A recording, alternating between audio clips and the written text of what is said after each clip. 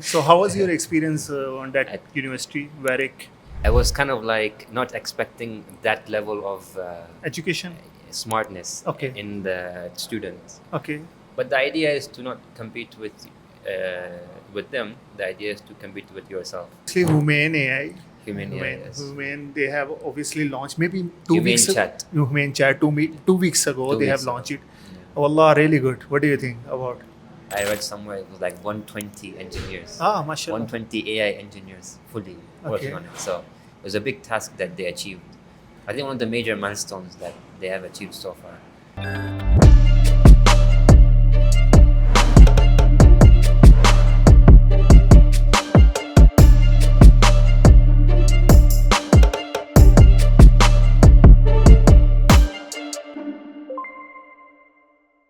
Assalamu alaikum, Areeb. Thank you Alaikum so salam. much, brother, coming to my podcast. And it's a Likewise. pleasure for me to having you here. And thank you Likewise. so much. Thank you so much a lot. You are working here as a AI engineer. Yeah. That's great. And can you please introduce yourself, your Sure. journey, Sure. from where you have completed your graduation and master? Sure. So my name is Areeb, and I am originally from Pakistan, Karachi. So I was brought up there. Till grade 6, 7, I did my schooling there. Then we moved to Riyadh, and I completed my A levels, O levels here. Uh, and after that, alhamdulillah, I got good grades enough to go to a top university in the UK. It's called Warwick University. Yes. So I did my bachelor's in maths and physics because that was where my passion was during A levels. Okay. And a lot of my teachers, I looked up to them because, and especially my physics and math teachers. Okay. So they were the ones that instilled this love to study math, like calculus, integration, differentiation. Okay. I was like crazy for that. Okay. Um, yeah, and I always used to get like 4 marks in my assignments, man. So I Okay. thought that would be like a good idea to study math. So how was your experience on that At- university, Warwick? Yeah, as in maybe I was kind of like not expecting that level of Education? smartness Okay. in the students, Okay. because I and in my school I was like easily the top 1 or 2 or 3, but in that uni I was like maybe like top 50th or 40th, Okay. because the level of IQ, intellect, and especially how crazy people are to study their subject, Okay. it's at a different scale. Okay. So you do feel like outclassed, outsmarted. Uh, but the idea is to not compete with them. The idea is to compete with yourself Okay. and improve your own self. So if you don't focus on that, you will not lose motivation to stop studying. So that means you have completed your Yeah, bachelor in In math. mathematics and physics, I but passed. you are working as a AI engineer here in Saudi Arabia. Yeah, it's a long So story. it's really you can explain it as a short story. Okay. That would be easy for the audience to understand. Yeah, sure. So one of my motivations to switch fields was that I didn't do that well in my bachelor's. Okay. So I wanted to switch to something else. And I really liked programming during my bachelor's. So we were introduced to like C++ and Python. So then I was like, maybe I should do something related to Python. And that's how I came across data science Okay. and machine learning. Okay. So I did like, during summer, I did like 3-4 courses in Python, Udemy and Coursera. Okay. So I learned about TensorFlow, PyTorch. And I was looking through the master's list in my same university, and I found a good program that does business management as well as data science. Okay. So I applied for it, and eventually I got in. Okay. And that was like kind of like a mix of both business and data and Okay. technical side. That name is fellowship.ai where you have worked. No, this was for my master's. Okay. This was a program. The program name was e-business management. Okay. But in the same thing, because any big data and machine learning, these are all part of kind of like e-commerce field. Okay. Because it's all like I don't know, electronic kind of thing, Okay. right? So yeah, so they introduced me to NLP and concepts like generative adversarial networks. So my dissertation, like I specifically chose my dissertation to be technical, so I can use that to apply to jobs later on. So it was focused on building scheduling algorithms, Okay. like evolutionary algorithms, genetic algorithms, Okay. and you combine that with generative AI. Okay. And then you can use that to build algorithms. So instead of doing a manual scheduling and see which lecture halls go to which teachers at what time, you can automate this process. Okay. So that's what the idea was from my supervisor. So we Okay. pursued it, and alhamdulillah, I got a distinction in that. Okay, So it was that's quite great. successful. After completing your study, you come back to the Saudi Arabia. Yeah, yeah. Okay. And my background was still not in fully software, so I did like one or two boot camps to get myself familiar with concepts like unit testing and Okay. HTML, CSS. I didn't know HTML, CSS. I just knew Python Okay. and machine learning. So with these boot camps, I got equipped with all the software engineering principles, Okay. system design, backend, whatever. And then I felt like, okay, now I can apply to. I was looking for roles in software, AI, data engineering. That was like a hot topic at that time. Okay. Even now, and yeah, I landed a role in Riyadh as an AI engineer. Okay. So that's why I was like, and I had to move from UK to. So let's say if a Pakistani guy or an Indian guy Yeah. will study maybe in Europe or US, then Yeah. he will come back here in Saudi Arabia, find a job. It's valuable for him or not? If Yeah, he yeah, will for study sure. from the, As in, I feel as if in the UK, at least from my experience, is that in the UK you can look for people want to get their foot in the door, so Okay. they go through many avenues. Okay. So they will go through auditing, accounting, consulting, and then eventually, if they want the tech role, they can get a tech role as well. Okay. Because many of the tech roles were in like startups. Okay. And startups, they don't really prefer internationals because the UK doesn't know much about the sponsorship kind of rules and regulations. They always want to get a lawyer for that, or so they were not very supportive. So the only jobs that internationals could get were in like big companies like KPMG, Deloitte, Okay. and and for that you will not get a technical role. You will get like consulting role or audit role, because that's where all the international jobs are for, right? Okay. So I was like, man, I got a role as an AI engineer. I can go directly into a technical role. And for me, I was like, yeah, I would want to pursue that, learn more about software, because that's what I've been doing for the last 2 years while I was looking for jobs. And one of the programs I did was like in fellowship.ai. It's like a US based company. So we do like one project, industrial level project, and you work on that project for 3 months. Okay. So people were doing, at that time, this was like 2020, 2022. Okay. And some of the teams they're working on building, you know how you can like change someone's clothes through generative AI, through prompting. Okay. Like now models are being released, like Gemini released, there's something called Nano Banana, and you can just change your clothes just by prompting. At that time, people were working on that aspect. Okay. Okay.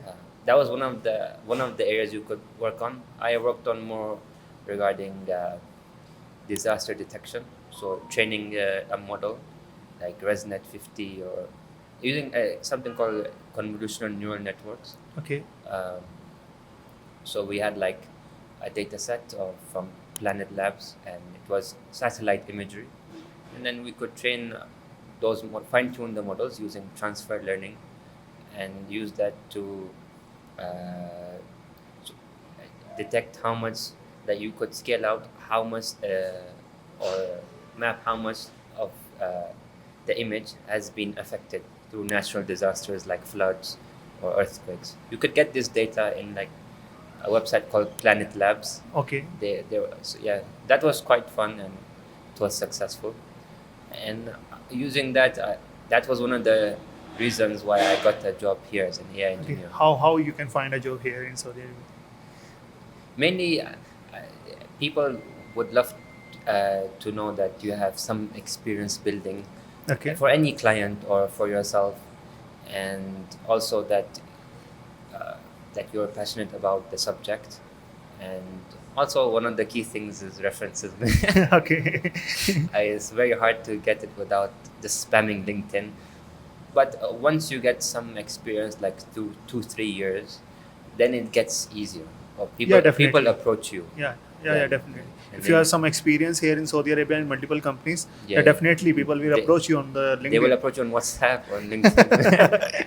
Okay. Yeah. So you come here, then you have started your journey here in as Yeah, a as an AI engineer. AI But engineer. then the initial project was to do with PHP Laravel. Okay. So it was not much AI related, but it was my foot through the door.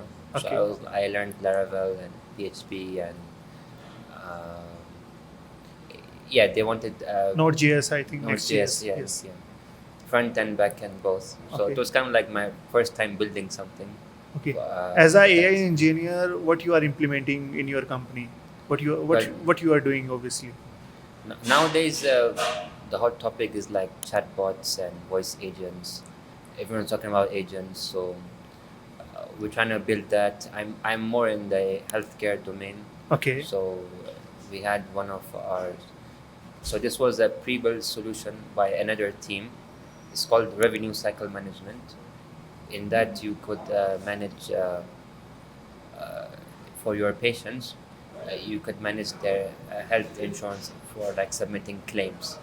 So there will be like some you will get a claim for example, uh, someone had a heart attack or a surgery, and they have medical insurance. So Okay. this system is connected to the not CHI, it's something called Nafis. Okay. It's it's the initiative from the CHI that makes sure that everything is integrated. Um, so that was this solution was already built. So what I did was we looked at the database, we looked at all the data they had available, and we built a chatbot on top of it. Okay. And this chatbot is you could ask any questions about the RCM solution. Okay. So it could be like, for example, you you're a healthcare professional, and someone gives you a system to work with, and it's a new system.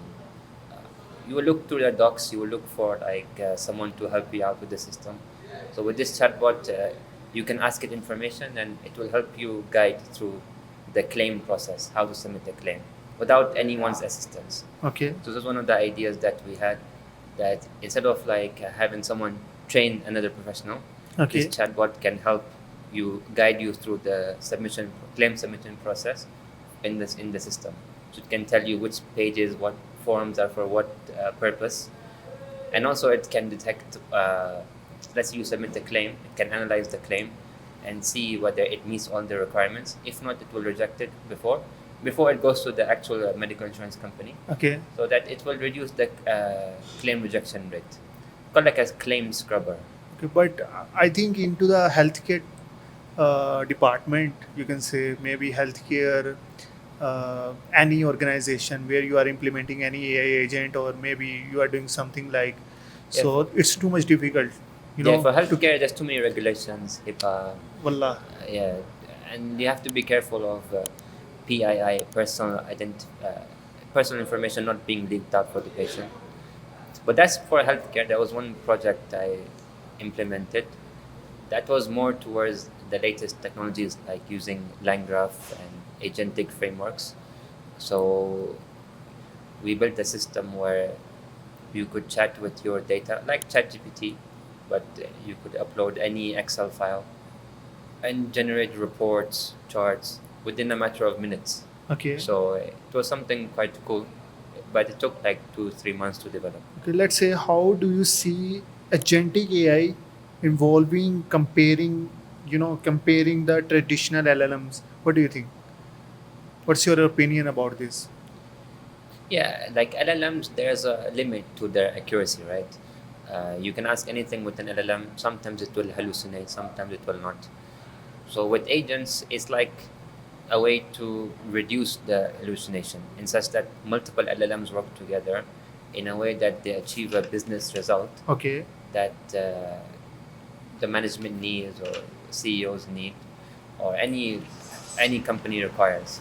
To build that, multiple LLMs can coordinate with each other and be integrated with. Nowadays, there's something called MCPs, Okay. Model Context Protocol. So that's used for like integrating your LLMs with external providers such as Gmail. So you Or means you have built system where multiple agents can, you know, togetherly work. yeah. So there's for this platform I was talking about. It's called like Insights Chat, Okay. and with that Sorry, what's the name? Insights Insights Chat. chat. Yeah, Yeah, I have check it. Yeah, I have checked it out. You have done Yeah, some work over this. you're getting insights from your data, man. That was the idea. Okay. So with that, you have an agent for processing your data from Excel. You have an agent for visualizing your data. To build, you have an agent for making SQL queries to the database so it can extract reliable information. There were like I think approximately like 20 agents working together just to make this platform work. Okay, mashallah. Actually, I have seen your website where you My have, website? yes, you have Yeah, mentioned yeah. over there a Yeah, lot of yeah. projects. Mostly, I have seen. I even had like a chatbot there and a Yeah, voice agent. you I mentioned over cloned there. my voice and you can talk to it. Yes, I have Yeah. checked it out, but inshallah, I will try. And okay, what do you think about the opportunities here in Saudi Arabia in AI? There's plenty, man. I mean, a lot of recruiters I get approached by, they are looking for like AI engineers, software AI engineers. engineer in which specific field? You know, Like AI mainly engineer is a vast field. I think so. What do you think? nowadays, yes. Yes, There's there's a multiple lot of, domains yeah, now. multiple domains. So, what do you think in which area, uh, you know, the audience want to start career in which field, in which area that creates some more, To be valuable honest, for him. it depends on the industry that you're going into. About Saudi Arabia. Healthcare, finance. I know one of my friends, he Okay. works in the fintech space. Okay. He's a data scientist. Okay. That industry is quite hot nowadays. Here in Saudi In Arabia. Saudi Arabia, Okay, yeah. fintech industry. Other than that, And yeah, just overall automation kind of thing. Like if you can automate workflows quite well for companies and save them some costs, then okay. they will really look forward Yeah, to that. obviously, definitely, it will be valuable for the company, and that definitely you will get a good amount of salary. Yeah. I mean, yeah, it's So a struggle here, let's man, talk for about the salary. fields in AI field which you will prefer most here in Saudi Arabia as a data analyst, data engineering, data science, AI Because you engineers. want a field that will not be like automated in like 2-3 years, man. Okay. So I feel as if these days the hot topic is how to automate things. Okay. So how can you automate uh, building presentations or PowerPoints or something like, you know how PMO works, project management. So you have a list of 20, 30, thousands of projects for your company. I think you have designed the dashboard in Yeah, Power PM. BI. Yes. But nowadays, PM. you don't even need Power BI. Kind of Okay. thing. You can like reduce your dependency on Microsoft products Okay. due to the power of AI. You can build your own custom dashboards. You can build agents that can talk with your dashboard, give KPI insights to your to management what they want, like what are my top 3 best projects Okay. and top 3 worst projects. Okay. Which ones are making the most negative GP, gross profit. That's what they want to look for. So if some system can help you with that, help clients with that, then they will really look forward to working with you. So I recently, suggest. obviously, Humane AI. Humane AI, yes. Humane, they have obviously launched maybe Humane Chat. Humane Chat 2 weeks ago. 2 They have weeks ago. launched it. Wallah, really good. What do you think about the Humane? Yeah, I And think it's comparable to ChatGPT even. Yeah, Even definitely. better. Yeah, definitely. Because it focuses mainly on specific dialects. And I tested it out with one of my Egyptian friends, and he was saying like it can really pick up the local slang. Yeah, definitely. And apart from that, it's actually trained on the Arab culture, Arabic culture. Yeah. Arabic culture, and Arabic language mostly. Yeah, You yeah, can say. mainly. I think they've been training it for like more than a year, or but the engineers they worked on it quite a lot. I think I read somewhere it was like 120 engineers, Ah, mashallah. 120 AI engineers fully working Okay. on it. So it was a big task that they achieved. I think one of the major milestones that they have achieved so far. And now they will launch their. They are planning more for building infrastructure in Saudi Arabia so that they can build models on top of that, fine tune it using GPUs and yeah. But right now there's not much infrastructure there. They are getting there, I think. So, what do you think if I want to start my career as a AI engineer? I want to choose this field. How I can start? There's many avenues. Some people prefer doing online Coursera certifications. Okay. What I suggest is make sure that you understand how systems work. Okay. Because if you want to build products using AI or automate things, there's a hot term called vibe coding. Yeah. So Actually, how can you be a good vibe coder? Actually, sorry, Areeb, Areeb. prefer the vibe coding, but actually, I'm not. But obviously, everybody have your Their own own opinion preference, on yeah, on the specific thing. But okay, how do you stay updated with the rapid yeah. process of AI Every research? day it's like new technologies being released, new models. Uh, like just I think in the last month Okay. they have released a new model for Grok Yeah. Code. They have released updated versions for DeepSeek. Coin has released their own updated model. Uh, Recently, even OpenAI released their own open source models, and even Kimi K2. There's another Chinese model that got released, and everyone. And these models are comparable, but you just have to subscribe to newsletters like Medium, or even follow the top AI voices on LinkedIn. I think that's a good strategy to Okay. being updated. And I'm sure people know about websites like deeplearning.ai, and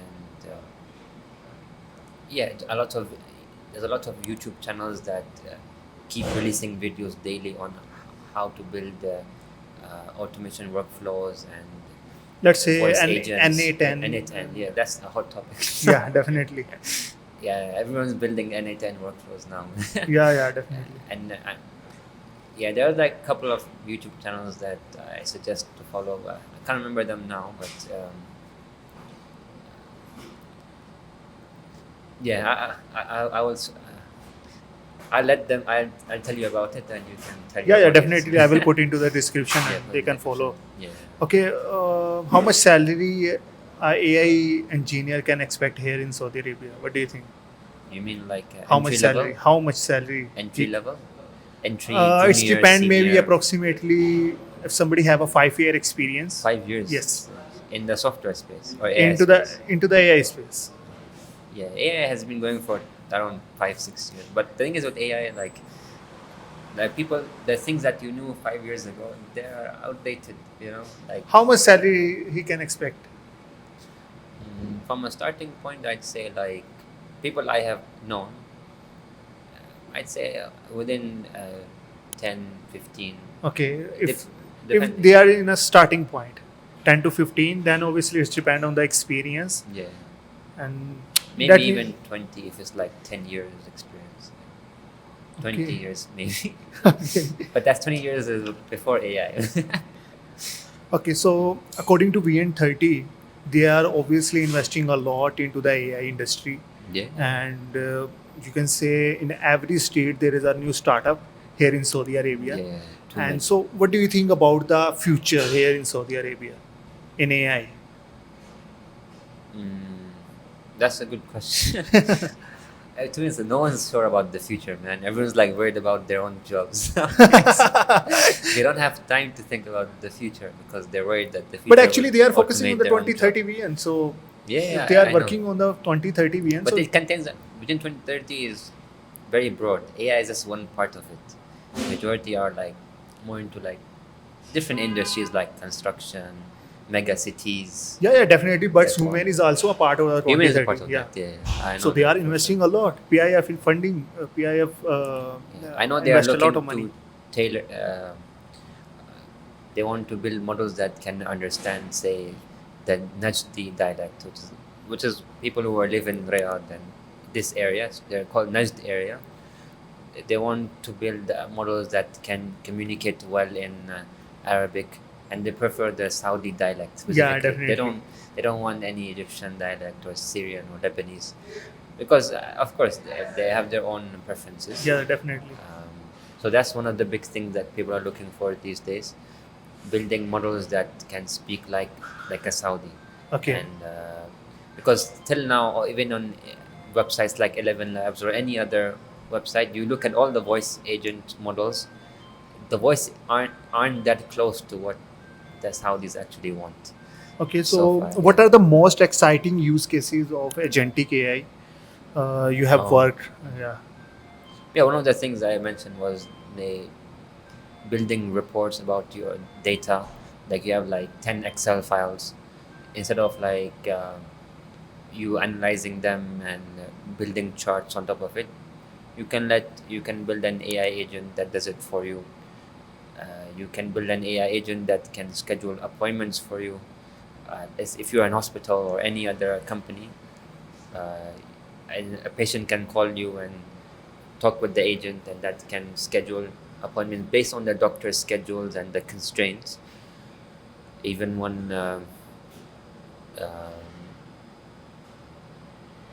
yeah, one maybe it was one cool use case was from a learning educational point of view, was that you can build an agent in N8N, There is a and I think a company, Indian company, and the name is Sahil. You know, Sahil.ai. Sahel. Yeah, yeah, yeah. I think yeah, it's a They do healthcare. like clinical transcriber Yeah, solutions. something like Yeah. this. So let's say you have a conversation between a doctor and a patient. Patient. The doctor doesn't need to focus on taking notes. All the conversation is recorded, and it's something. There's a term called SOAP, subjective objective action, assessment and plan. So it's like the AI model will take all the 3 4 minutes 5 minutes of conversation between the doctor and the patient, and the AI will give a fully generated report of the conversation. So what was wrong with the patient, what was his key symptoms, what were his complaints, from a subjective point of view and from an objective point of view. And in an assessment it will give as well, because it will understand what the doctor is saying too, and it will mention what the prescriptions are for the from the doctor's point of view. So the doctor is fully immersed in the conversation, not Okay. focusing on the note taking. And the accuracy of their models are very good these days. So Yeah. that's one of the in-demand use cases. Why I Yeah. have asked you actually, Yeah. inshallah, in future I will do a podcast with them, Yeah, and of course. they are doing a great job. They have implement and they have built a great model. I Yeah. think so. I think so. You know the healthcare Healthcare model healthcare department here in Saudi Arabia, and you know about the is Sahel. booming, man. Yeah, Yeah. definitely. Healthcare one of the major key industries that they here and a lot of countries want to invest in, because the workload of doctors is quite intense. Okay. So even any AI assisted diagnosis can help the doctor accurately diagnose the patient and reduce the chances of like killing the patient. Okay. I mean, like, yeah, because still the doctors are stressed and they might not see uh, some symptoms or some diagnosis. They might miss out on that, and they might misdiagnose the patient. So Okay. it can reduce the chances of that entirely. But it will be AI assisted diagnosis, not just AI doing the job for you. Okay. Uh, I think that's it from my side. If you want to say anything to the youth. yeah. Do you No, want to this say is anything? yeah, yeah, of course. I feel as if this is the era of building something for yourself. Like everyone has the tools available to build some cool applications, Okay. and now the technical requirement to build these type of technologies is getting reduced a lot. Uh, I'm not saying just go full vibe coding mode, but Okay. learn how to build an app. What are the best software engineering principles, design principles? Look at different use cases that are currently hot in the market, and yeah, build something like that to showcase and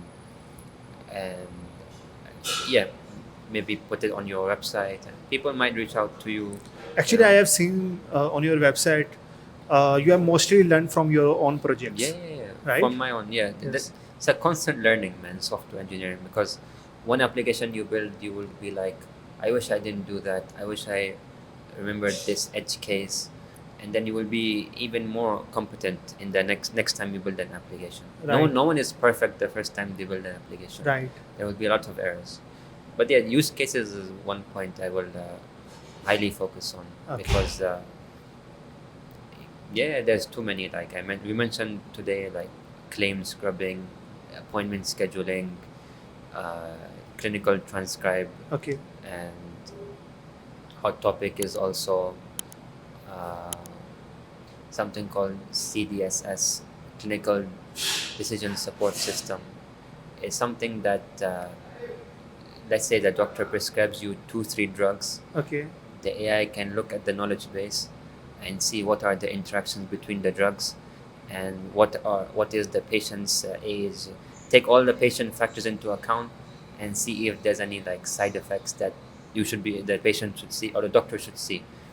And if the doctor just uploads these medicines on the system, that these are the ones that I diagnose I prescribe for the patient, then the system will give an alert Okay.